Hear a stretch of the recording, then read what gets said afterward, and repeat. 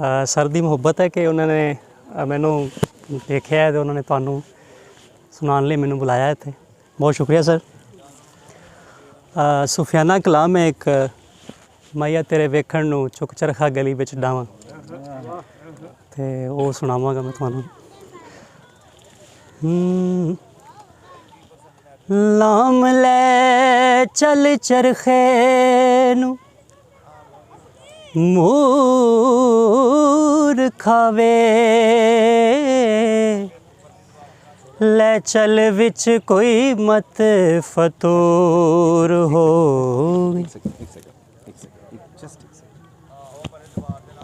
इसको ज़रा लगाएगा मैं भी सर लेकिन लगाऊंगा आपकी मर्ज़ी के बगैर नहीं, ठीक है।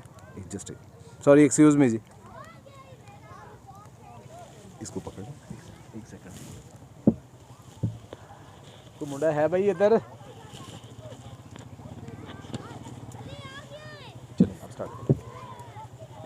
लाम ले चल चरखे नू मूर खावे ले चल विच कोई मत फतूर होवे। तकला सिदक यकीन दी माल पाके मनका पा मन दा जे शऊर होवे ओदे ना दी कोई खरीद करके वट पुणिया जे राजी गफूर होए ओदे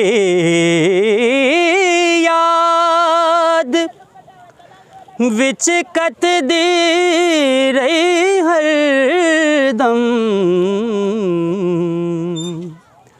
खबरे केड़ी भी तंद मंजूर होवे। कतनिया रूमाया एक सोना तू लगना है दूजा फेर भी तू माया माया तेरे वेखण नू माया तेरे वेखण नू चुक चरखा गली दे विच डावां माया तेरे वेखण नू चुक चरखा गली दे विच डावां वे लोकां पाने मैं कतदी तंद तेरियां यादां दे पावां वे माया तेरे वेखण नू चरखे दी कू कर दे ओले याद तेरी दा तुम्बा बोले चरखे दी कू कर दे ओले याद तेरी दा तुम्बा बोले वे निम्मा निम्मा गीत छेड़ के तंद कत दी हुलारे खावां वे माया तेरे वेखण नू चुक चरखा गली दे विच डावां वे माया तेरे वेखण नू सौण ना देंदे सौरे पेके मैनू तेरे भैण भुलेखे सौण ना देंदे सौण ना देंदे सौण ना देंदे सौरे पेके मैनू तेरे भैण भुलेखे वे हुण मैनू दस माया तेरे बाजों किधर नू जावां वे माया तेरे वेखण नू चुक चरखा गली दे विच डावां वे माया तेरे वेखण नू। बहुत ज़बरदस्त। Thank you very much Kashif, बहुत शुक्रिया। ये जी आप थोड़े से फ्रेश हो गए जी। अच्छा, ये जो पपीता है ना, इस पपीते के अंदर एक कंपाउंड है पपेन, ये एक फ्लेवोनाइड है। ये क्या करता है? ये करता है कि जो प्रोटीन होती है ना, प्रोटीन सबसे जो स्लो आपका हज़म होती है ना चीज़, वो प्रोटीन है। वो कहता है जिसे मोटापा कम करना है प्रोटीन ज़्यादा खाए, क्योंकि एक तो वो शुगर में नहीं बदलती, मोटा नहीं करती, देर तक भूख नहीं लगती, और आपके जिस्म के अंदर भी जो सारा कुछ बना है वो भी प्रोटीन का बना है। लेकिन प्रोटीन ज़्यादा खा ले तो हज़म भी नहीं होती। आपने अक्सर देखा होगा कि जो गोश्त को गलाने के लिए पपीता इस्तेमाल होता है, तो ना सिर्फ गोश्त पकाने के लिए, गलाने के लिए पपीता इस्तेमाल होता है। पपीता खाएं तो उसके अंदर जो पपेन है ये आपके जिस्म के अंदर, मैदे के अंदर भी उसको बड़ी जल्दी हज़म कर देता है, तो गोश्त को हज़म करने के लिए भी। इसके अलावा ये जो पपेन है ये एंटीऑक्सीडेंट का काम करता है, और जो ख़ास तौर पे जिगर है, क्योंकि पाकिस्तान की आबादी में, अब दुनिया की आबादी में कह रहे हैं कि हर चौथा बंदा फैटी लीवर का शिकार है। जिस बंदे को यहाँ खड़े होकर अपने पाँव नज़र नहीं ना आते वो फैटी लीवर का भी शिकार है। जो सीधा खड़ा होता है और उसके अपने आगे झुके नहीं सीधे, उसका पाँव नज़र नहीं ना आ रहे, वो फैटी लीवर का भी पक्का शिकार है, आगाज़ है उसका। उस फैटी लीवर को ख़त्म करने के लिए भी आपको एंटीऑक्सीडेंट चाहिए, तो उसमें पपेन बहुत ज़बरदस्त है। फिर ये कि इसके अंदर एक करके पूरा बड़ा ये खाएँ ना शुगर, तो इसके अंदर 12 ग्राम से ज़्यादा शुगर नहीं है, और उसके अंदर भी ज़्यादातर फ्रक्टोज़ है, तो आपकी शुगर भी ये ज़्यादा नहीं बढ़ाता। अगर इना खाने की लोड़ को नहीं, अद्धा काफ़ी वैसे ना, पूरा कार खा लेता है इसको। अच्छा, तो इसके अंदर एक इसकी इंडस्ट्री चलती है, इसको लगाते हैं कट। जो हरा पपीता होता है ना उसके ऊपर कट लगाते हैं।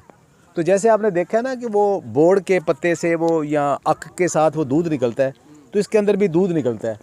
वो उसके अंदर पपेन बहुत ज़्यादा होता है, जो कच्चा पपीता होता है, और उसको ड्राई करके इंडस्ट्री में वो लाखों रुपए में बिकता है। बहुत महंगी, एक बहुत बड़ी इंडस्ट्री है ये। सिर्फ फ्रूट के अलावा, सिर्फ अगर आप उसको साथ लगा लें, किसी फार्मास्यूटिकल इंडस्ट्री से बात करें, तो एक बहुत बड़ी वो है। करते क्या है, उसको कट लगा के कलेक्ट करते हैं, कलेक्ट करने के बाद उसको एक ख़ास मखसूस प्रोसेस से ड्राई करते हैं। तो ये एक एडिशनल जो है ना वो है। अच्छा, फिर आपने सुना होगा कि जो डेंगू के मरीज़ हैं वो पपीते के पत्ते ढूंढते फिरते हैं। तो अब ये पहले तो ऐसे ही सीना गजर था, लेकिन अब ये ऑक्सफोर्ड स्कूल ऑफ मेडिकल है, उन्होंने कुछ रिसर्च की है। उसके मतलब आया है कि पपीते के पत्ते भी और पपीते के फ्रूट भी, इसके अंदर जो टोटल एंटीऑक्सीडेंट्स ख़ास तौर पे वही पपेन, ये आपके प्लेटलेट काउंट जो है ना उनको बढ़ा देता है। तो यह बाकायदा रिसर्च भी आ गई है। तो ना सिर्फ ये पपीते के पत्तों का एक्सट्रैक्ट, पपीते के पत्ते का पाउडर, वो भी एक इंडस्ट्री है। अब इसके जितने पत्ते बनते हैं उसमें से आपके पत्ते मसलसल रिप्लेस होते हैं, तो फ्रूट के अलावा इसका पत्ता भी मार्केट हो सकता है। ये एक बहुत बड़ी इंडस्ट्री है। और पाकिस्तान में भी देखें कि डेंगू ख़त्म नहीं होता। डॉक्टर ज़फ़र साहब,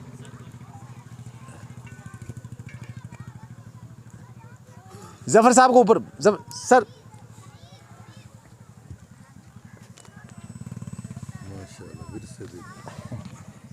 जी, हमारे को ओनर और यूनिवर्सिटी ऑफ एग्रीकल्चर फैसलाबाद के साबिक़ वाइस चांसलर जनाब ज़फ़र इकबाल रंधावा साहब से वेलकम करते हैं। जब उन्हें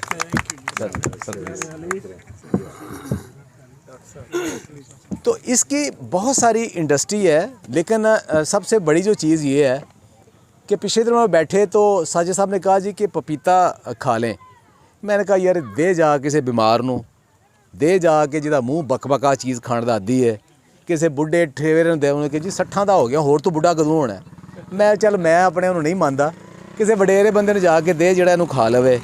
ये बकबका जाए कि है तो मैं कोई दवाई खा लाँगे इसके बेहतर है। वो कहते खाक तो देखें। मैंने एक काश ली, मैंने कहा साहिब साहब ज़रा छड़ दो, सारा मैनू फड़ा दो। मैं पूरे का पूरा खा गया। अब वो इतना लजीज, मैंने वो पपीता जाके ना काट के ना अपनी वालदा को घर दिया। तो मैंने कहा जी कि जो 3 काशे खा गई मेरी वालदा। तो मैं क्या अम्मी वाला की खा रहे हो? कहते पुत्र अंब है। तो अब इससे शुगर परसेंटेज भी इतनी बढ़ गई है अब इसका टेस्ट भी इतना बढ़ गया है कि अब वो जो लोगों का अभी तक, मैं आपको बताऊं कि इसके ऊपर अवेयरनेस की बहुत ज़्यादा देने की ज़रूरत है। लोग अभी तक ये समझ रहे हैं कि पपीता सिर्फ बीमारों का और बड़ा बदज़ायका है, पपीता बड़ा मीठा हो गया है। हमारे पास ऑस्ट्रेलिया से पोस्ट डॉक्टरेट और हमारी जो एक्सटेंशन एग्रीकल्चर है वहाँ पे जो उसके आजकल डायरेक्टर हैं और फ्रूट्स का वसी तजर्बा रखते हैं। तो हमारी खुशकिस्मती है कि डॉक्टर बिशारत साहब हमारे पास मौजूद है। तो मैं दरख्वास्त करता हूँ डॉक्टर साहब, ज़रा बताएं कि ये जो फीका सा होता था अभी आपने खाया है, ये कैसे इम्प्रूव हो गया और इसकी फार्मिंग कैसे अब चल रही है? बहुत शुक्रिया जनाब डॉक्टर शहजाद बसरा साहब। देख लो बसरा साहब बड़ी तरक्की की है। मोरिंगा नूं फड़िया सी तो पपीते ध्यान पड़े ने और उम्मीद है होर भी 2-4 चीज़ां कढ़ लैणगे इंशाअल्लाह। साड़ी ये बड़ी खुशकिस्मती है कि तारिक तनवीर ने एक सिलसिला शुरू किया ये मेलियां दा, एग्री टूरिज़म दा। साजिद संधू ने उन्हें कंधे नाल कंधा मिलाया तो बसरा साहब पूरे दे पूरे आ गए। और अल्लाह का बड़ा इनाम है, बहादरी वाला जिहड़ी जगह ते तुसी बैठे हो ना, इत्ते सिवाय गाली गलोच, लड़ाई मार कुटाई, एक दूजे ते कब्जे या चीज़ां चोरी कर लेनियां, ये मैं बसरा साहब दे मैं पिछले हफ्ते आया सी इन्हां दे इस विरसा ते मैं पुछया जिहड़े बंदे काम कर रहे सी ना, मैं आख्या तुसी कित्थों दे हो? आखे जी असी बहादरी वाले दे। मैं आख्या तां ही ये बचया है, अगर कोई बाहर दे मुलाजिम होंदे या इस तरह दे होंदे ते पॉसीबल नहीं सी। इस तरह के हालात ने और उत्थे जंगल च मंगल। बड़ी मुबारकबाद दे मुस्तहक ने, मैं बड़ा ज़्यादा मशकूर हाँ प्रोफैसर रंधावा साहब दा, ये पार्टनर ने और इन्होंने एक बहुत बड़ा इकदाम उठाया है। तो बाकी रह गई सर पपीते की गल। पपीता बसरा साहब तो वाह उच्चे चले गए, इन्होंने किया भी अंब सरो खरबूजा ही समझ लो, तो यकीन करो बहुत ज़बरदस्त, बड़ा अच्छा टेस्ट है और इन्होंने बड़ी अच्छी सेल कर लाई। भाई साहब मेरा दिल पे करता है भावें मुफ्त लभ जान तो भावें मुल ले जाए, लैके जावांगा इंशाअल्लाह। बहुत अच्छा सर। फिर इन्होंने अमली मिसाल कायम की है, बहुत बड़ा इन्होंने काम जिहड़ा कीता है, उहदे च नाल इन्होंने जंतर लगाया है। जंतर दे पौधे उच्चे हो गए ने, कोई सर्दी या गर्मी का असर जिहड़ा शदीद, चूँकि शदीद सर्दी होवे दसंबर जनवरी फिर भी इहदी फ्रूटिंग घट जाती, और शदीद गर्मी होवे मसलन जून उदों भी फ्रूटिंग घट जाती। इन्होंने एक उहदा बड़ा सद्देबाब कीता है। ते तुसी ये वेख के यकीन करो बई मैं बड़ी, मेरा चूँकि तलक चरियोड़ नाल है, बहादरी वाले नेड़े ही है, वाकई इन्होंने बहुत बड़ा एक ब्रेक थ्रू है। पपीते की काश्त होवे तां मोरिंगा दी होवे, मोरिंगा नूं अजे तक भी उसी झटकियां नूं दसीए ना भी ये तो सुआंजना है, हला जने सुआंजना है तो पर जने बेड़ी बोड़ मोड़े दी की करना है, यानी इस तरह के हालात सी। और हुण अल्लाह का शुक्र ये कैप्सूल भी ने, ये पाउडर विकदा है, ये हर चीज़ जी ये, बल्कि मोरिंगा के बारे बसरा साहब का फरमान है आली मकाम है भी ये कोई चीज़ नकारा नहीं है। मतलब कोई दरख्त तुसी काश करते हो, फ्रूट प्लांट है या कोई भी, तो कोई किसी के फल काम आता है, किसी के पत्ते काम आते हैं, ये जड़ां भी, फुल भी, पत्ते भी, छिलका भी, हर चीज़ बड़े काम दी। तो असी बतौर एक्सटेंशनिस्ट असी हमेशा इन्हों अंडोर्स करते हैं और कोशिश करी दी है कि मुख्तलिफ जगह पर जाइए। साडा काम है जी फल और सब्जियां दे जितनी भी एक्सटेंशन है लोगों को इन्फॉर्मेशन देना। मेन फ्रूट होन भावें समाल फ्रूट होन, हुण अलहमदुलिल्लाह जिहड़ा मोरिंगा है ये साडे लिटरेचर भी शामिल है, प्रोडक्शन टेक्नोलॉजी शामिल है। लोगों को असीं इहदा ज़रूर लोगों को इहदा रहनुमाई करते हैं, लोगों को कहने हैं कि तुहाडे घर तुहाडे बगीचे किते ना किते मोरिंगा ज़रूर होना चाहिए।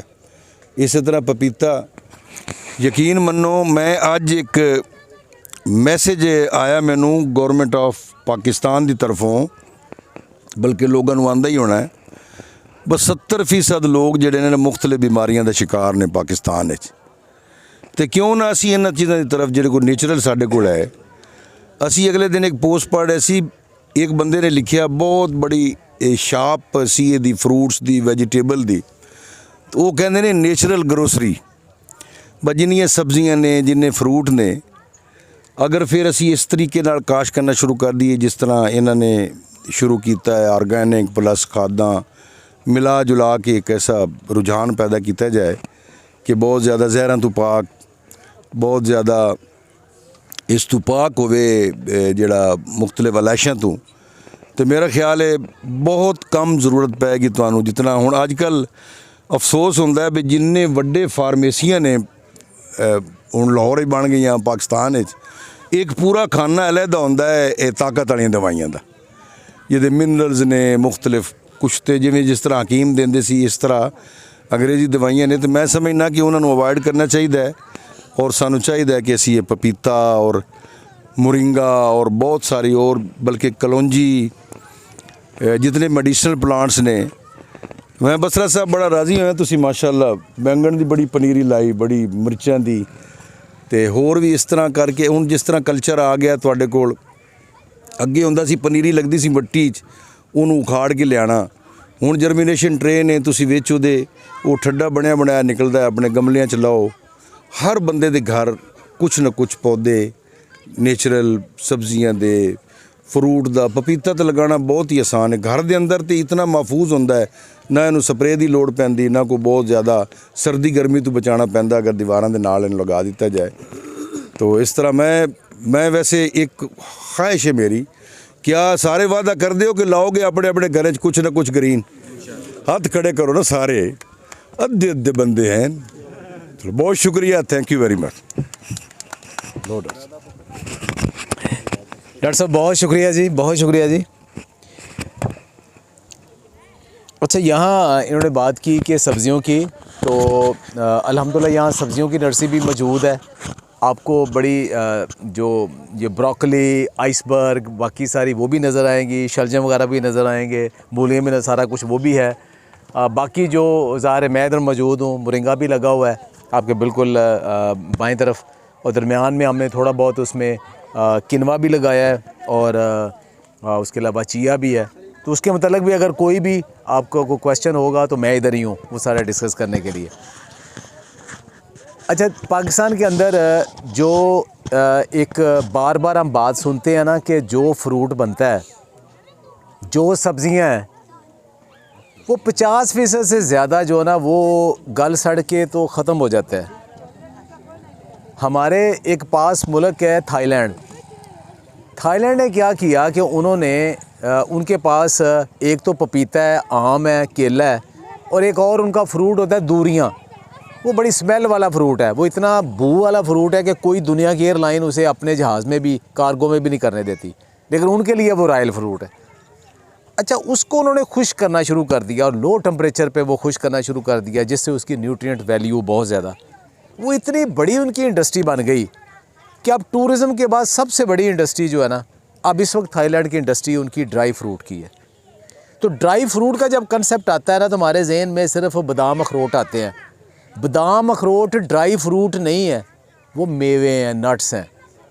बादाम किसी के जहन में आएगा ना ड्राई फ्रूट, तो जहन में क्या आएगा? बादाम, अखरोट, पिस्ता, वो मेवे हैं भाई, वो मेवे हैं। ये फ्रूट कौन से हैं कि ये जो हमारे फ्रूट हैं, कभी खुबानी खुश कर ली, आलू बुखारा खुश कर लिया, आम खुश कर लिया, केला खुश कर लिया, दुनिया अब सब इसकी तरफ आ रही है। अब उन्होंने देख लिया है कि सबसे ज़्यादा बीमारियां मीठा खाने से होती हैं, जो चीनी के साथ बनी हुई हैं। तो कुदरती मीठे लें, कुदरती मीठों में अब वो उसकी जो लेदर भी बनाते हैं और टेक्नोलॉजी भी आ गई। लेकिन फ्रूट को संभालना कैसे है? और जिस शख्स ने पाकिस्तान में इसके ऊपर सबसे ज़्यादा काम किया, और वो डॉक्टर बिशारत सलीम साहब के सुपरवाइज़र भी हैं, और हमारे बहुत मोहतरम हैं यूनिवर्सिटी में, वो डायरेक्टर हार्टिकल्चर भी, और उसके बाद डीन एग्रीकल्चर भी, और पोस्ट हार्वेस्ट के ऊपर दुनिया भर में वो एक जाना पहचाना नाम डॉक्टर अमानुल्लाह मलिक साहब। तो मैं आपकी भरपूर तारीफ़ों में दरख्वास्त करता हूँ कि आएँ और ये हमें कुछ बताएं कि ज़िम्मेदारों के लिए और कौन कौन से फील्ड हो सकते हैं कि इन फ्रूट्स को, सब्जियों को संभालना कैसे हमने।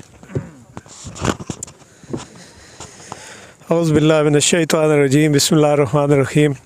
इंतहाई मोहतरम प्रोफेसर रंधावा साहब, डीजी रिसर्च मेरे दोस्त मोहम्मद नवाज़ मेकन साहब, बसरा साहब, बशारत साहब और दीगर मेहमानान गिरामी, सरगोदा से आए हुए तशरीफ़ लाए हमारे मेहमान, बहुत शुक्रिया। अस्सलाम वालेकुम वरहमतुल्लाह। इससे पहले कि मैं वो मौजूद ते आवां, मेरे ख्याल एक दो गल्लां बहुत ज़रूरी ने। ज़िंदगी बहुत कीमती, ये अल्लाह ताला दी सब तो बड़ी नेमत है। ये तो हर लम्हा कीमती। कुरान शरीफ ते एक आयत है, बहुत सारे लोग वो पढ़ी होएगी, डेफिनेटली जानते हैं। रब्बिल्लाह अखरतनी इला अजलिन करीब फ़असद्दक़ व अकुम मिनस सालिहीन। जिंदगी दे आखिर ते जिस वक्त बंदा पहुँचता है तो मौत करीब आ जाती, तो बंदा फिर अल्लाह ताला नू रिक्वेस्ट करता है कि या अल्लाह मेरी मौत नू कुछ लम्हिਆਂ वास्ते टाल दे। एक उहदी ख्वाहिश है तो मैं करांगा कि अल्लाह ताला उसका भी जवाब दे देन। उस वक्त मरदे हुए इंसान की ख्वाहिश की होती है, फ़असद्दक़ व अकुम मिनस सालिहीन, कि हुण मैं सदके करांगा, हुण मैं खरातां देंगा, हुण मैं लोगों की मुश्किलात हल करांगा, लोगों की मदद करांगा। व अकुम मिनस सालिहीन, ताकि मैं तेरे नेक बंदे शामिल हो जाऊँ। ए ज़िंदगी का मेरा ख्याल हासिल है। अल्लाह ताला ने किताब ओपन कर दी कि एंड ते होना की है, बंदे की ख्वाहिश की होएगी। हुण ये सदका जिहड़ा तुहानूं पता है हर चीज़ सदके शामिल है जो तुसी किसी वास्ते करदे हो, और ख़ास तौर पे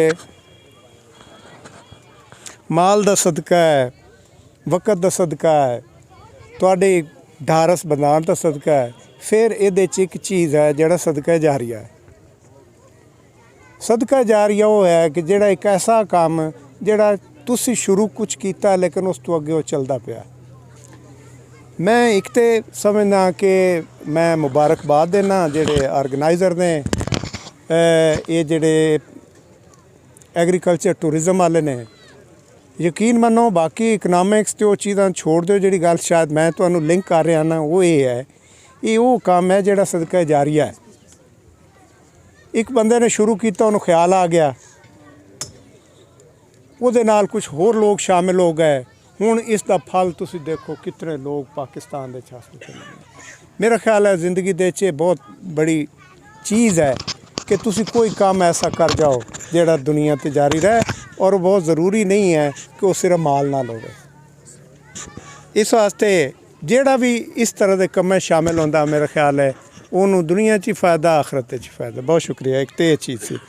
दूसरा, ये डॉक्टर साहब बान मेरे मौजूद ने, बसरा साहब तुहाडी भी तवज्जो दा मुस्तहिक हाँ, वो जिहड़े साडे दूसरे दोस्त ने।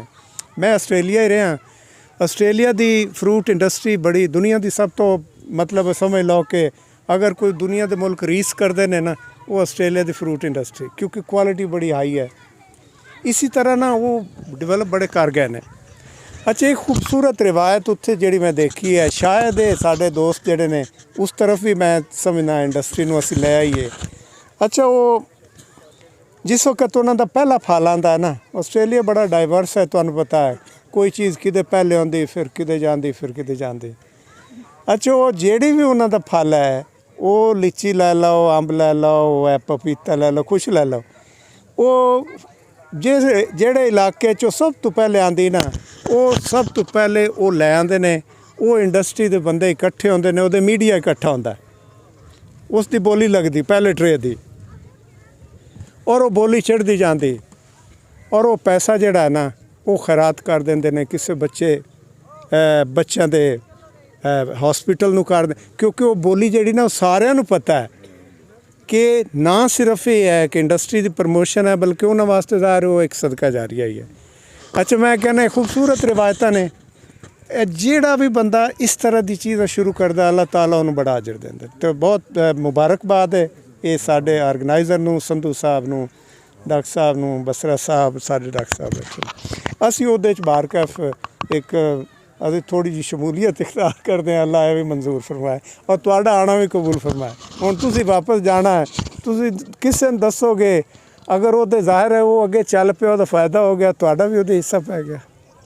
ਇਸ ਵਾਸਤੇ ਮਿਹਰਬਾਨੀ ਇੱਕ ਤਾਂ ਇਹ ਚੀਜ਼ ਯਾਦ ਰੱਖੋ। ਦੂਸਰਾ ਇਹ ਹੈ ਕਿ ਫਲ ਸਬਜ਼ੀਆਂ ਦੇ ਮੁੱਤੇ ਡਾਕਟਰ ਸਾਹਿਬ ਨੇ ਦੱਸਿਆ। ਹੁਣ ਇੱਥੇ ਜ਼ਾਹਿਰ ਹੈ ਐਡੀ ਲੰਬੀ ਚੌੜੀ ਅਸੀਂ ਉਹ ਤਕਰੀਰ ਤਾਂ ਨਹੀਂ ਕਰ ਸਕਦੇ। ਆਈਡੀਆ ਸਿਰਫ ਇਹ ਹੈ ਕਿ ਇਹ ਜਿਹੜੇ ਫਲ ਸਬਜ਼ੀਆਂ ਨੇ ਨਾ, ਇਹ ਇਨਸਾਨਾਂ ਦੀ ਤਰ੍ਹਾਂ, ਜਾਨਵਰਾਂ ਦੀ ਤਰ੍ਹਾਂ ਸਾਹ ਲੈਂਦੇ ਨੇ। ਅਗਰ ਇਹ ਜ਼ਿੰਦਗੀ ਦੀ ਅਲਾਮਤ ਹੈ, ਬਿਲਕੁਲ ਇਸੇ ਤਰ੍ਹਾਂ ਇਹਨਾਂ ਨੂੰ ਵੀ ਆਕਸੀਜਨ ਚਾਹੀਦੀ ਜਿਸ ਤਰ੍ਹਾਂ ਸਾਨੂੰ ਚਾਹੀਦੀ। ਉਹੀ ਅਮਲ ਕਰਦੇ ਨੇ, ਕਾਰਬਨ ਡਾਈਆਕਸਾਈਡ ਕੱਢਦੇ ਨੇ।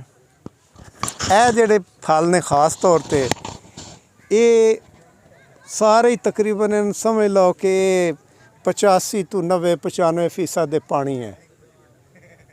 ਠੀਕ ਹੈ। ਹੁਣ ਜਿਵੇਂ ਹੀ ਇਹਨਾਂ ਨੂੰ ਤੁਸੀਂ ਪੌਦੇ ਨਾਲ ਅਲੱਗਾ ਕਰਦੇ ਹੋ, ਸਾਂਸ ਵੀ ਲੈਂਦੇ ਨੇ, ਇਹਨਾਂ ਦਾ ਪਾਣੀ ਵੀ ਜ਼ਾਹਿਰ ਹੈ ਉਹ ਜ਼ਾਇਆ ਹੁੰਦਾ ਕਿਉਂਕਿ ਪਾਣੀ ਜਿਸ ਮਸਾਮਾ ਹੀ ਨਿਕਲਦਾ ਹੈ। ਇੱਕ ਤਾਂ ਮੇਰਾ ਖਿਆਲ ਇਹ ਵੀ ਸਮਝਣਾ ਜ਼ਰੂਰੀ, ਕੁਝ ਫਲ ਐਸੇ ਨੇ ਜਿਹੜੇ ਦਰਖਤ 'ਤੇ ਪੱਕ ਜਾਂਦੇ ਨੇ ਜਾਂ ਪੱਕਣੇ ਚਾਹੀਦੇ ਹਨ, ਤੇ ਕੁਝ ਐਸੇ ਨੇ ਜਿਨ੍ਹਾਂ ਨੂੰ ਅਸੀਂ ਬਾਅਦ ਵਿੱਚ ਪਕਾ ਸਕਦੇ ਹਾਂ। ਉਹ ਦੋ ਮੁਖਤਲਿਫ ਗਰੁੱਪ ਨੇ। ਇਹ ਉਹਨਾਂ 'ਚੋਂ ਹੈ ਜਿਹੜੇ ਅਸੀਂ ਬਾਅਦ ਵਿੱਚ ਵੀ ਪਕਾ ਸਕਦੇ ਹਾਂ। ਅੰਬ ਹੈ, ਕੇਲਾ ਹੈ, ਦੂਸਰੇ ਨੇ। ਲੇਕਿਨ ਬੁਨਿਆਦੀ ਚੀਜ਼ ਇਹ ਹੈ, ਇੱਕ ਤਾਂ ਇਹਨਾਂ ਨੂੰ ਜਿਹੜੀ ਸਭ ਤੋਂ ਜ਼ਿਆਦਾ ਅਹਿਮ ਚੀਜ਼ ਹੈ, ਅਗਰ ਤੁਸੀਂ ਇਹਨਾਂ ਦੀ ਸ਼ੈਲਫ ਲਾਈਫ ਵਧਾਉਣੀ ਹੈ ਤੇ ਇਹਨਾਂ ਦਾ ਜਿਹੜਾ ਸਹੀ ਵਕਤ ਹੈ ਨਾ, ਜਿਸ 'ਤੇ ਇਹਨਾਂ ਨੂੰ ਤੁਸੀਂ ਹਾਰਵੈਸਟ ਕਰਨਾ ਹੈ ਜਾਂ ਬਰਦਾਸ਼ਤ ਕਰਨਾ ਹੈ, ਉਹ ਜਾਣਨਾ ਬਹੁਤ ਜ਼ਰੂਰੀ ਹੈ। ਉਹ ਤੁਹਾਨੂੰ ਬਹੁਤ ਸਾਰਾ ਲਿਟਰੇਚਰ ਮਿਲ ਸਕਦਾ ਹੈ ਕਿ ਜੀ ਕਿਸ ਚੀਜ਼ ਦਾ ਕਿਸ ਵਕਤ ਹੈ। ਲੇਕਿਨ ਅਗਲੀ ਚੀਜ਼ ਇਹ ਹੈ ਕਿ ਇਸ ਨੂੰ ਚੋਟ ਤੋਂ ਬਚਾਉਣਾ ਹੈ, ਇੰਜਰੀਜ਼ ਤੋਂ ਬਚਾਉਣਾ ਹੈ।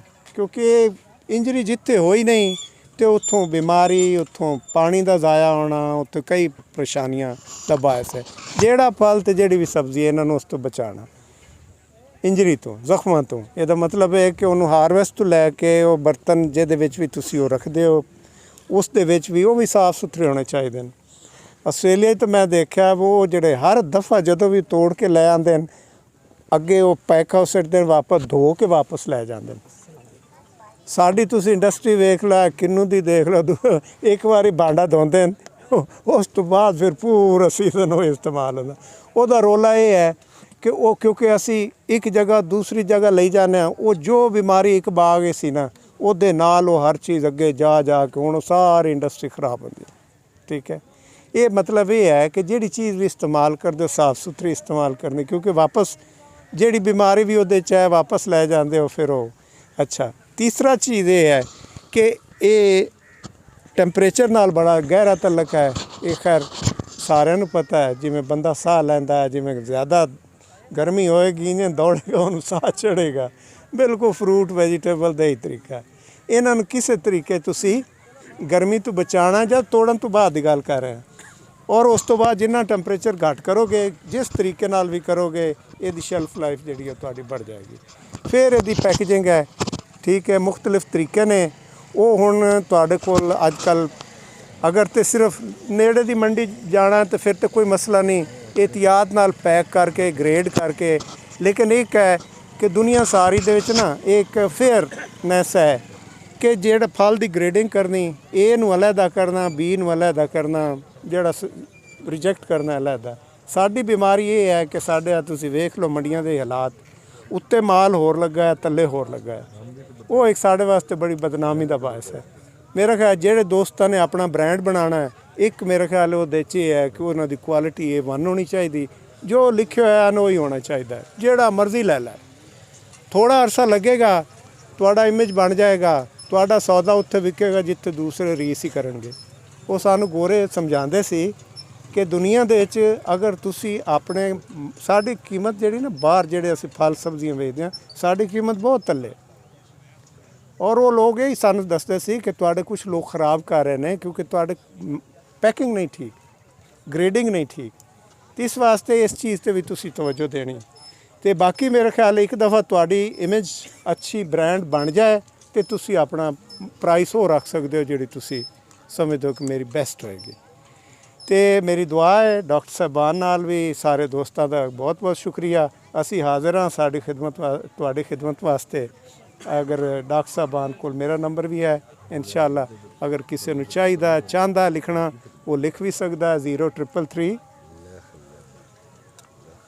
ਜੋ ਫੋਨ ਦਾ ਨੰਬਰ ਹੈ WhatsApp ਕਰ ਸਕਦੇ ਹੋ, ਕਿਉਂਕਿ ਇੱਥੇ ਹੁਣ ਟਾਈਮ ਨਹੀਂ ਹੈ, ਲੇਕਿਨ ਅਸੀਂ ਤੁਹਾਨੂੰ ਡਿਟੇਲ ਨਾਲ ਵੀ ਇਨਸ਼ਾਅੱਲਾ ਰਹਿਨਮਾਈ ਕਰਾਂਗੇ। 0333 651 6883। ਫਲ ਸਬਜ਼ੀਆਂ ਫਾਰਮ ਤੋਂ ਲੈ ਕੇ ਮਾਰਕੀਟ ਤੱਕ ਕਿਸ ਤਰ੍ਹਾਂ ਲੈ ਕੇ ਜਾਣੀਆਂ ਨੇ ਉਹਦੇ ਜਿਹੜੀ ਵੀ ਅਸੀਂ ਰਹਿਨਮਾਈ ਕਰ ਸਕਦੇ ਹਾਂ ਇਨਸ਼ਾਅੱਲਾ ਕਰਾਂਗੇ। ਬਹੁਤ ਸ਼ੁਕਰੀਆ। नंबर पे